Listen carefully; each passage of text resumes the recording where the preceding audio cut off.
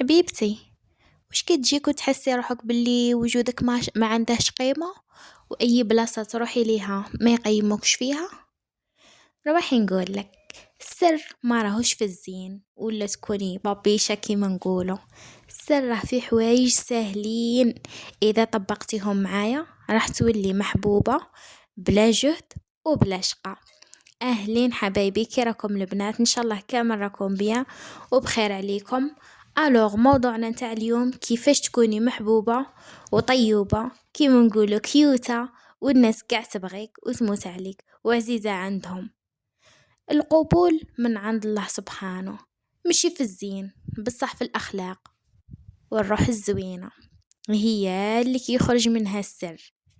هاكي هاد الخطوات الفعالين والسهلين باش تولي شخصية محبوبة ومقبولة في أي بلاصة حطيتي رجلك فيها. ونبدأ بسم الله. أول حاجة الابتسامة هي مفتاح القلوب، الإيجابية واللطف.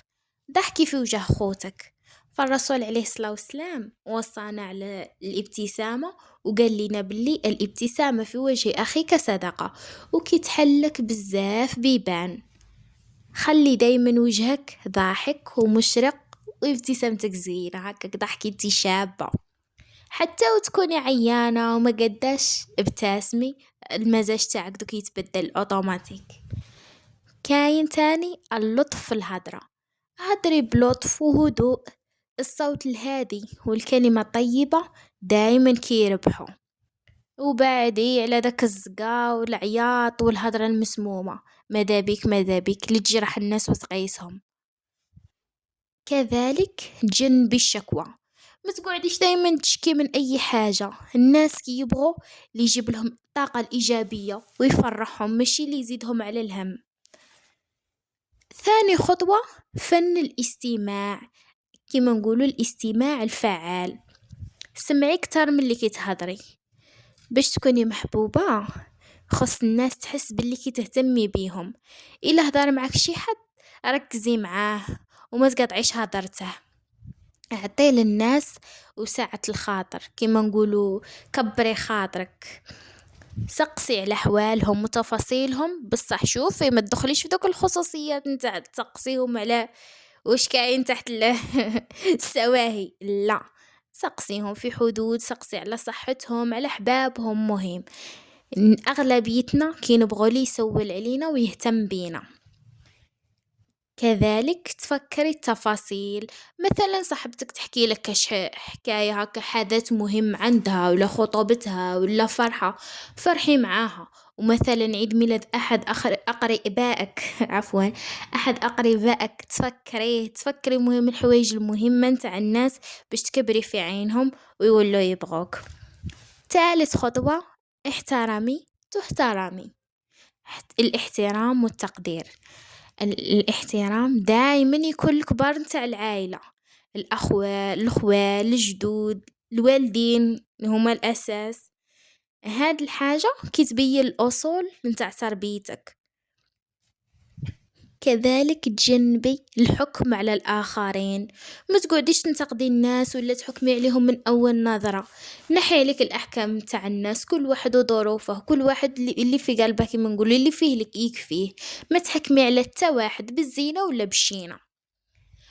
كذلك ما تدخليش في النميمة أبدا أبدا، فالكلام البايخ والنميمة كيخلوا الناس بعد عليك وتفقد ثقتها فيك، ما كاش قاع اللي يولي يدير فيك كونفيونس. شوفي، اذا كنتي مع جماعة هكا وشتي واحد بدا يهدر في حد ولا ينمنمو، نساحبي بهدوء ولا بدلي الموضوع. تكون عندك ذكاء اجتماعي، تم بدلي له الموضوع. رابع خطوة اليد السباقة للخير، المساعدة والعطاء. عاوني دايما في الخير، ساعدي الناس في أمور بسيطة. مثلا تشوفي شي كاش عجوزة هكا رفدة تقير، رفدي عليها. تشوفي كاش باز هكا صغير، فرحيه. مهم كوني معطاء للخير، أي حاجة فيها خير وعطاء ما تبخليش فيها، فالعطاء يرجع لك ليك انتيا فرحة. كذلك كوني كريمة. الكرم ماشي غير في الدراهم، ماشي مثلا نقولوا تصرفي الدراهم باش تقولي كريمة، لا. كرمي بوقتك، بابتسامتك، بخاطرك الزوين. كاين بزاف صوالح تكرمي بيهم. كذلك اعتذري إذا غلطتي، إلا درتي كاش غلطة عادي طلبي السماح، متحشمي ما والو واعترفي، فالاعتراف بالخطأ كيبين القوة الشخصية نتاعك. خامس خطوة، كوني انتي حقيقية، الأصالة والثقة، بيني على أصالتك كيما نقولو، ما تتقمصيش الأدوار، ما تح- ما تجاو ما تحاوليش تكوني نسخة من أي وحدة، ما تنسخيش الناس، كوني انتي هي الشخصية الفريدة اللي كيتشبه غير روحها.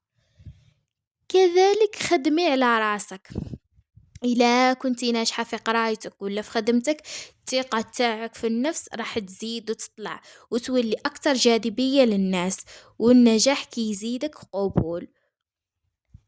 كذلك كاين هاد النقطة نتاع روحك المريحة، حنايا قاع كي نبغوا اللي يضحك ويخلق جو زوين يدير الفكاهة، انتي تاني ضحكي حبابك، كوني خفيفة الظل مرحة بصح بلا ما بين قوسين بلا ما تكوني سخيفة فوق اللازم. سادس خطوة، تحكمي في أحاسيسك، كيما نقولو الذكاء العاطفي، بعدي على دراما كوين، ما تبقايش غيدك فيك دوك المشاكل نتاع الحزن والغضب، دايما تبكي دايما مقنوطة دايما كيما هكا نفس الحال، لا ما تكونش مبالغ فيها. الناس أغلبيتنا كنهربوا من الشخص اللي كيفيض بالعواطف السلبية، راسك يوجعك منه. كذلك تعلمي تفهمي الآخر، حاولي تحطي راسك في بلاصة أي شخص اللي قدامك قبل ما تحكمي عليه، هاد القدرة تخلي الناس يحسوا معاك بالأمان كي يكونوا معاك يرتاحوا. سابع خطوة، الاعتراف بالجميل، تقدير الآخرين في الوقت المناسب. شوفي هنايا، كوني ممتنة إلى ذلك كاش واحد خير كبير سواء كبير ولا صغير، عبري له على الشكر نتاعك وفرحي بيني له فرحتك. كلمة شكرا راهي سهلة بصح المفعول نتاعها كبير عند الناس. كذلك هضري على إيجابيات الناس، إلا شفتي حاجة شابة في صاحبتك ولا قريبتك زعما قريبة ليك، قولي لها بلا حسد وبلا مجاملة، يعني هضري لها الصح هضري لها الواقع، فالناس هكا كيبغوا اللي نقولوا احنا يقيمهم، تكبري في عينهم. كذلك تجنبي الحسد والغيرة، الحسد كيقتل الروح الزوينة ويخلي الناس تنفر منك قاع يهربوا، فرحي دايما بنجاحات غيرك وكأنه نجاحك انتيا، طيري معاهم سيدي. الثامن خطوة وآخرها، كوني سهلة في التعامل، المرونة والتعاون، يعني هنايا متكونيش معقدة، الناس كي تبغي الشخصية اللي سهلة في التعامل، ما تخلقيش المشاكل على أبسط الأمور، كوني رزينة في الخطط والآراء. تقبلي المزاج، إلا شي حد دار معك كاش مقلب خفيف وبارئ ولا نكتة قالوها لك تقبليها وضحكي معاهم وتجاوبي معاهم، في اللي زعما كيما نقول اللي ياخد الأمور بجدية كي يعي الناس معاه كي يعياو أصلا يقولوا هذيك رانا نضحكوا معاها وهي ما تجاوبش معانا تعيي، وتزيديها على روحك تنسي تزيدي تغمي روحك، لقيتهم يضحكوا ضحكي معاهم عادي. وهذه النقطة اللي نأكد لك عليها هي الوفاء بالوعود، إلا وعدتي شي حد بكاش حاجة ديريها، فالثقة كتبنى على الوفاء بالوعود، واللي دايما يخالف الوعد نتاعه الناس تجنبه وتهرب منه اوتوماتيكمون. والخلاصة، كوني كي الغيمة اللي تسقي الناس قاع بالخير، ماشي كي الشوكة اللي تجرح الناس، فالاحترام والكلمة الطيبة هما السر اللي يخليك محبوبة في أي بلاصة.